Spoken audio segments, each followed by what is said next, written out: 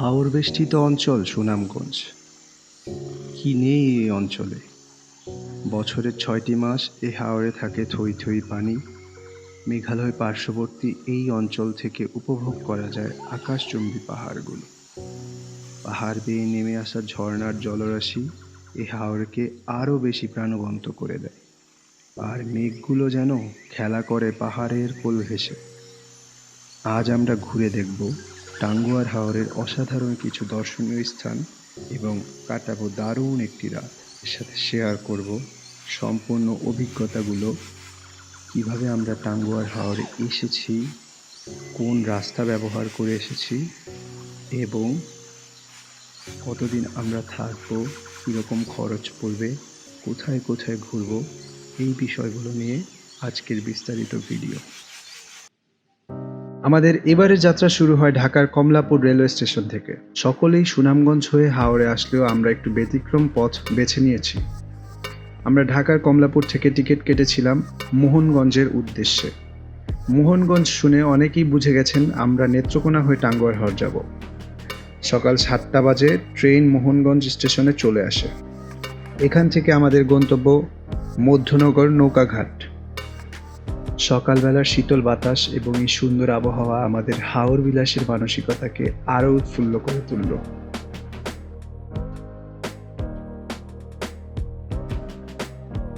এই মুহূর্তে আমরা অটোতে করে চলে যাচ্ছি সুনামগঞ্জের মধ্যনগরে।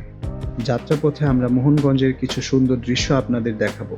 এই বৃষ্টি ভেজা সকালে চারপাশের আবহাওয়া এত সুন্দর দেখা যাচ্ছে, রাস্তার দুই পাশে পানি আর পানি।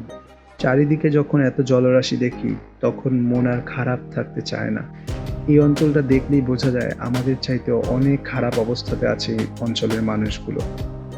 একদিকে যখন পানির মধ্যে আমরা ভ্রমণ বিলাসিতা খুঁজে পাই, অন্যদিকে এই অঞ্চলগুলোর মানুষ সৃষ্টিকর্তার কাছে পানিবন্দী থাকা থেকে মুক্তি চায়।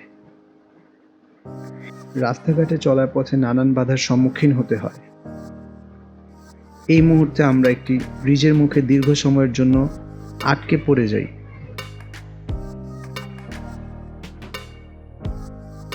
বর্তমানে আমরা অবস্থান করছি মোহনগঞ্জের ধর্মপাশাতে।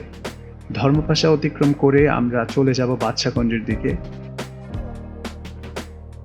এইখান থেকে আমরা হাওরে ফিল পেতে পারি, কারণ আশেপাশে এত পরিমাণ পানি দেখা যাচ্ছে, মানুষের ঘরবাড়ি হাওরের মাঝে দেখা যাচ্ছে, মানে অন্যরকম একটা পরিবেশ এখানে।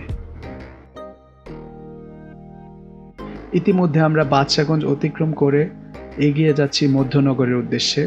আমাদের আর 11 কিলোমিটারের মতো বাকি রয়ে গেছে রাস্তা। তো খুব জলদি আমরা মধ্যনগর চলে যাব এবং শুরু করব আমাদের হাওর বিলাস। এই মুহূর্তে আমরা চলে এসেছি মধ্যনগরে। আজকে আমরা আমাদের যাত্রা শুরু করব জলভ্রমণ হাউসবোটের সাথে। এই হাউসবোটটি আমাদের নিয়ে তাদের 7ম যাত্রা শুরু করছে। তারা মূলত তাহেরপুর থেকে দর্শনার্থীদের রিসিভ করে থাকলেও আমরা তাদের সাথে চুক্তি করে মধ্যনগর নিয়ে আসি। ইতিমধ্যে আমরা আমাদের হাউসবোটটির কাছে চলে এসেছি। এটি হচ্ছে মধ্যনগর বাজারের কাছাকাছি। এই যে দেখা যাচ্ছে আমাদের হাউসবোট। তো চলুন আমাদের হাউসবোটটি ঘুরে দেখা যাক।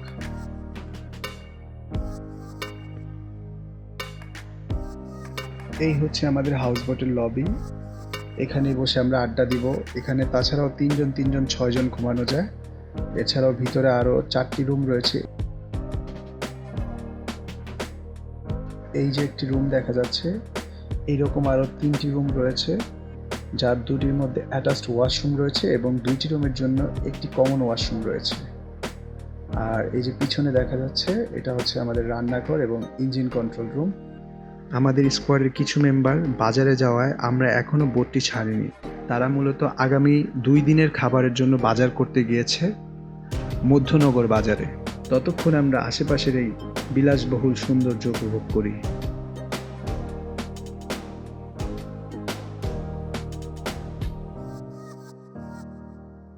ইতিমধ্যে আমাদের বোট ছেড়ে দিয়েছে এবং আমরা এখন মধ্যনগর ত্যাগ করে চলে যাচ্ছি টাঙ্গুয়ার হাওরের উদ্দেশ্যে।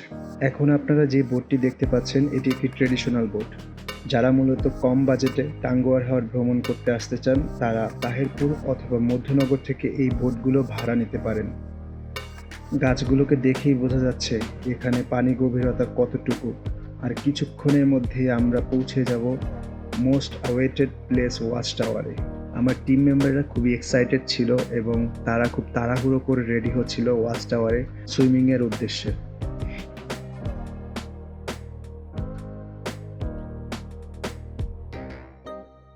এই মুহূর্তে আমরা চলে এসেছি ওয়াচ টাওয়ারে। এখানে আমরা আজকের দিনের অনেকটা সময় কাটাবো। এখানে এসে দেখতে পাবেন অনেক লোকাল বোট, যারা অনেকেই লাইফ জ্যাকেট ভাড়া দিয়ে থাকে। তো আমরা একটি নিরিবিলি জায়গায় সুইমিং করার জন্য এই প্লেসটাকে বেছে নিয়েছিলাম।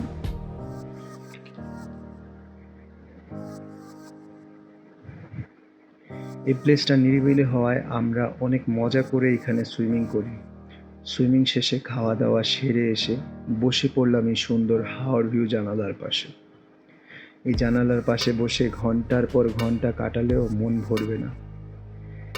এখান থেকে মেঘালয়ের পাহাড়গুলোর সৌন্দর্য স্পষ্ট উপভোগ করা যাচ্ছে। আর কিছুক্ষণের মধ্যেই আমরা ট্যাকের ঘাট পৌঁছে যাব। দূরের ওই আকাশগুলো দেখে মনে হচ্ছে পাহাড়গুলোই পৃথিবীর শেষ সীমানা। আর অল্প কিছুক্ষণের মধ্যেই আমরা পৌঁছে যাব ট্যাগের ঘাট, যেখানে গিয়ে আমরা আরও একটি সুন্দর দর্শনীয় স্থান উপভোগ করব।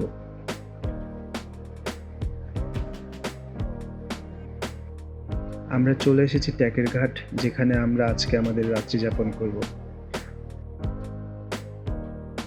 তো এখন আমরা চলে এসেছি মেঘালয়ের পার্শ্ববর্তী বাংলাদেশের অন্যতম সুন্দর একটি লেক নীলাদ্রির সৌন্দর্য উপভোগ করতে।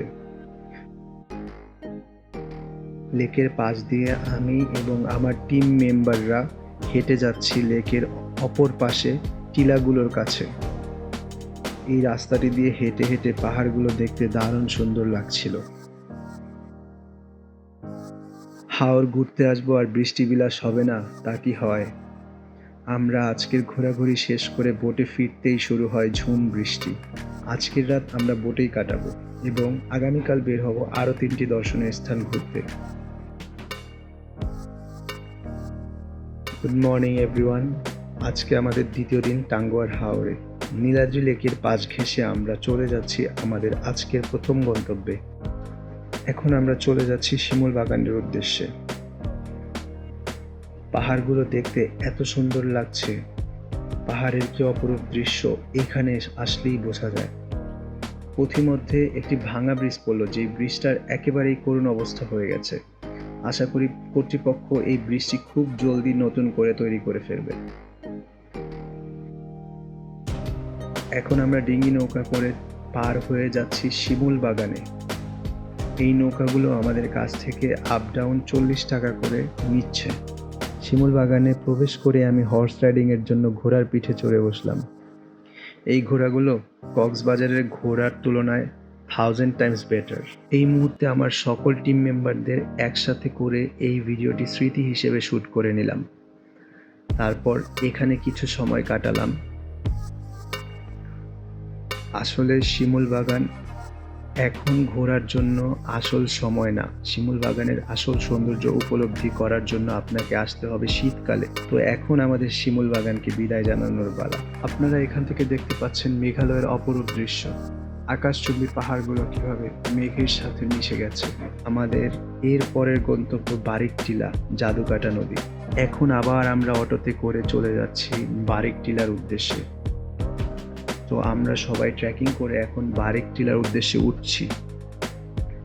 আমার পেছনে আমার সব স্কোয়াড মেম্বাররা উঠতেছে বারিক টিলার উপরে, এবং এটি হচ্ছে বাংলাদেশের শেষ অংশ। আমি এই মুহূর্তে দাঁড়িয়ে আছি ইন্ডিয়াতে। চলুন এক নজরে দেখে নেই টিলা থেকে জাদুকাটা নদীর সৌন্দর্য।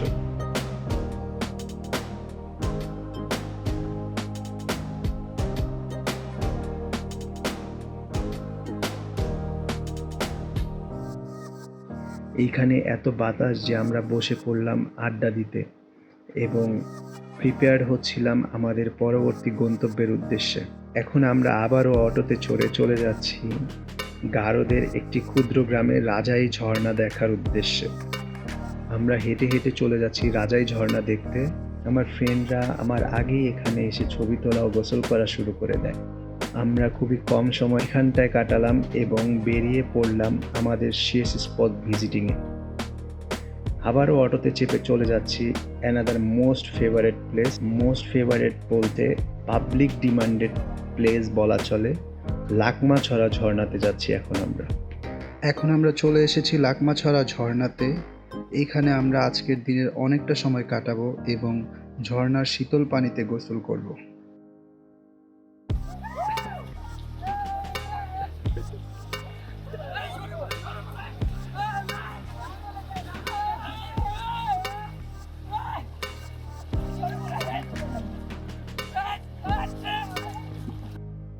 বিদায়বেলা যখন চলে আসে তখন আর কেউ সময়কে আটকে রাখতে পারে না।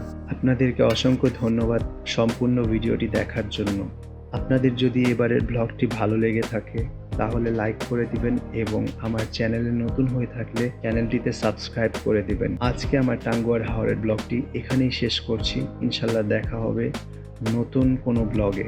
ততক্ষণ পর্যন্ত সবাই ভালো থাকবেন, সুস্থ থাকবেন এই কামনা নিয়ে শেষ করছি। আল্লাহ হাফেজ, আসসালামু আলাইকুম।